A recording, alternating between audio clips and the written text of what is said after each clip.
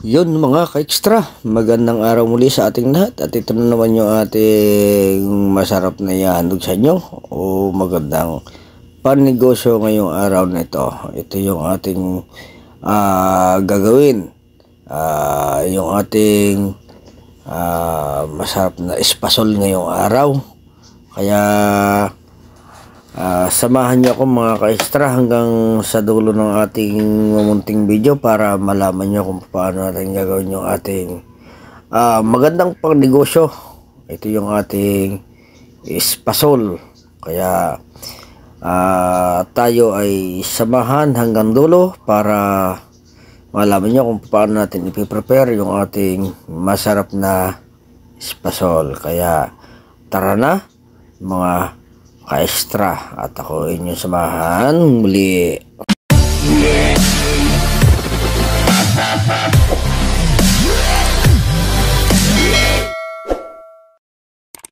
Magandang araw muli sa ating lahat mga ka-extra. Ito na naman ang muling ihahandog sa inyo ng inyong extra sarapis.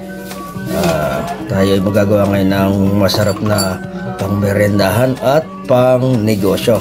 Kaya tayo ay sisimula nang mag-prepare ng ating mga gagawin.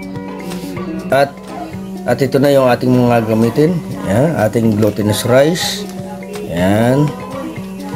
Tapos yung ating kinayod na niyog, yung alangan ng ating gagamitin dyan. At syempre yung ating asukal. Yan. Nagsisimula na pinainit na natin yung ating kawali. Yan. Naantay natin siyang maiga yung kanyang tubig bago natin ilagay yung ating glutinous rice. Yan. Diyan, napakadali. 3 ingredients lang ang ating gagamitin dyan. Ayan ang ating glutinous rice. Yan ang ating unang ilalagay. Atin siyang isasangag. Ayan. Ayan, nailagay na at ating sinasangag na. Ayan, kinakailangan na huwag nating tigilan ng paghahalo. Ayan, para hindi masunog. Ayan, at ating lulutuin lang siya. Konting-konti lang yung para lang maluto yung ating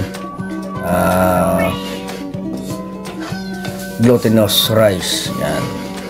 Mga 3 minutes yan nating isasangag. Natin na konti para kitang-kita nyo kung paano natin ginagawa. Ayan. Medyo gumalaw yung aking ayan.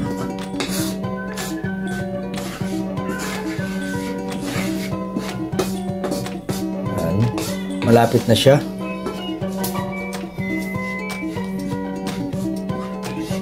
Ayan.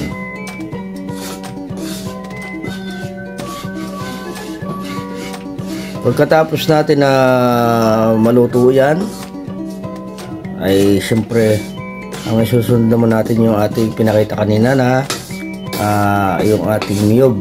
Ganyan din ang ating gagawin. O yung ating alangan na niyog. Yan.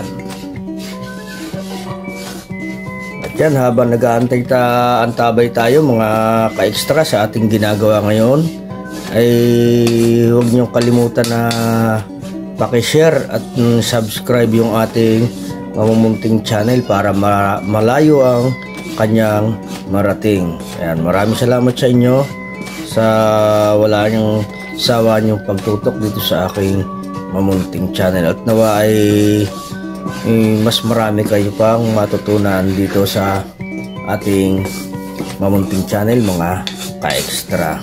Yan. Ngayon ay malapit ng hanguin yan ang ating ayan, medyo na pula-pula ng kaunti. Hindi naman natin kailangan mapulang-mapula yan, basta natantan nyo na luto na siya ay pwede na yan.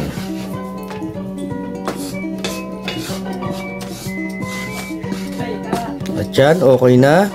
Pwede na natin siyang hanguin kasi umaamoy na. Pagka medyo naamoy na nyo yung naluto na yung ating kasi yan ay nanunuot ang amoy niyan, nagkakaroon siya ng bango. Pagka naramdaman yung mabango na siya, ayan, at yan ay luto na ating glutinous rice na yan. At ngayon ay pwede na natin siyang hanguin. Ayan.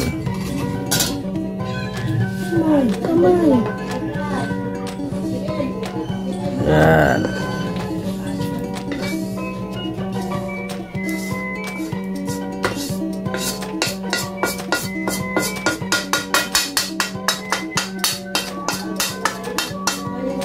O, ayan na. Nahangon natin. Ito na siya. At ang isusunod naman natin na ilagay ay yung ating yan, ilagay natin yung ating buko. Ayan. Napalagay na yung ating niyog at yan, ating haluin din yan. Kailangan ayan. At nilagay na rin natin yung ating asukal. Mga ilang kutsara lang yan. Yan. Hanggang 3 kutsara yan. O, depende sa inyo kung gusto niyo medyo manamis. Yan. Yan tawag dyan. Yun ang ating gagawing panghalo mamaya. Doon sa ating naunang ginawa. Yung ating glutinous rice. Ayan. Kinakailangan ay huwag nating titigilan ng paghalo yan para hindi dumikit doon sa ating awali at hindi mamuo yung ating asukal. Ayan. Kinakailangan ay mamix lahat yan doon sa ating buko. Ayan.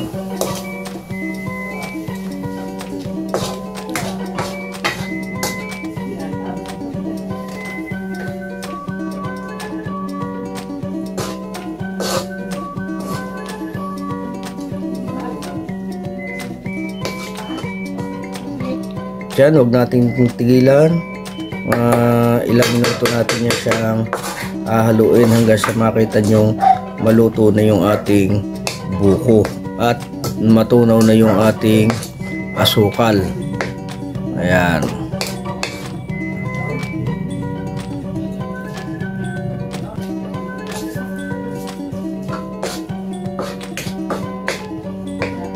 Konting asin.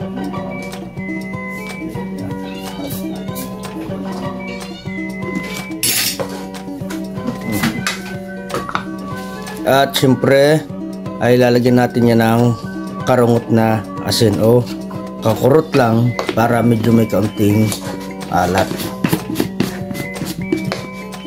o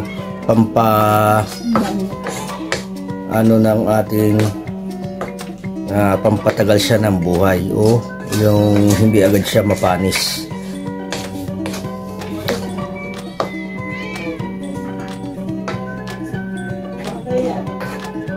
At yan, tinikman na ng aking masugid na taga-timpla. Yan. Yan, at mukhang nag-aamoy luto na siya.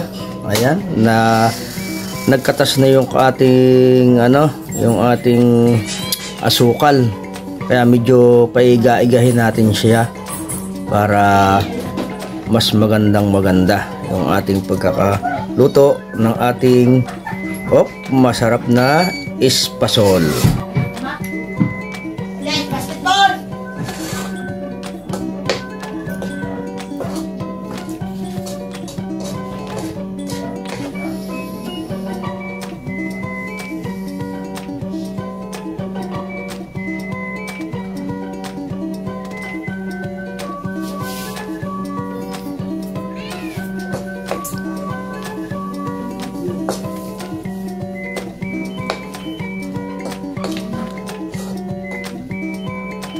At yan, okay na yung ating buko o yung ating ginawang parang bukayo. Bukayo na nga ang tawag dyan mga ka-extra. Kasi hindi naman, kaya lang ang pagkakaiba ay hindi siya tinuyo o pinaiga. Yan, kaya okay na siya, atin na siyang hahanguin. At yan ay ating palalamigin lang muna mga ilang minuto, mga 3 minuto, 4 minuto para ma-mix natin siya. At ngayon malamig na, pwede na natin siyang i-mix yung ating glutinous. Yan, halo na natin siya. Ayan, mula na natin siyang i-mix. Ayan, diyan ko na rin yan i-mix sa ating kawali o yung ating pinaglutuan ng ating buko. Ayan, para walang matira na ano. Ayan.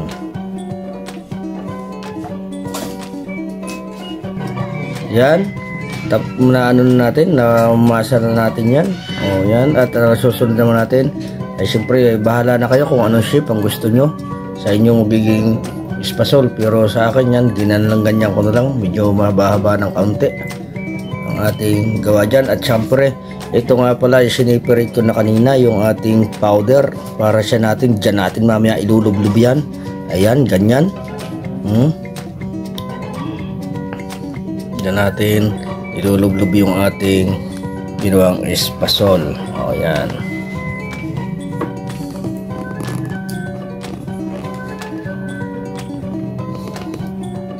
Siyempre, malinis yung palad. Natural, naghuhugas na tayo ng ating mga palad. Yan. Nihilamos na uli natin yung ating nagawa ulit. Yan. Ayan na sila. Oh, ang lalaki ng aking pagkakagawa. At siya nga pala mga ka-extra, yung mga gustong gumawa nito ay yung ating ingredients ay doon na lang natin ilalagay sa ating description para maganda, para alam na nyo yung kung paano gagawin, kasi nandun lahat ang ating proseso. Ayan.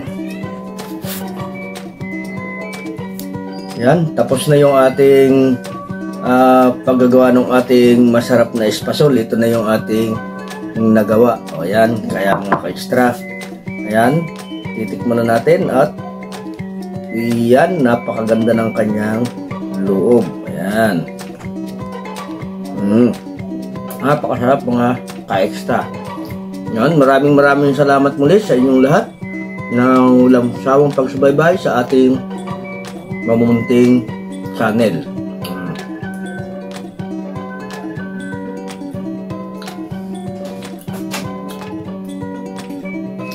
Yan, kumuha na kayo mga ka-extra.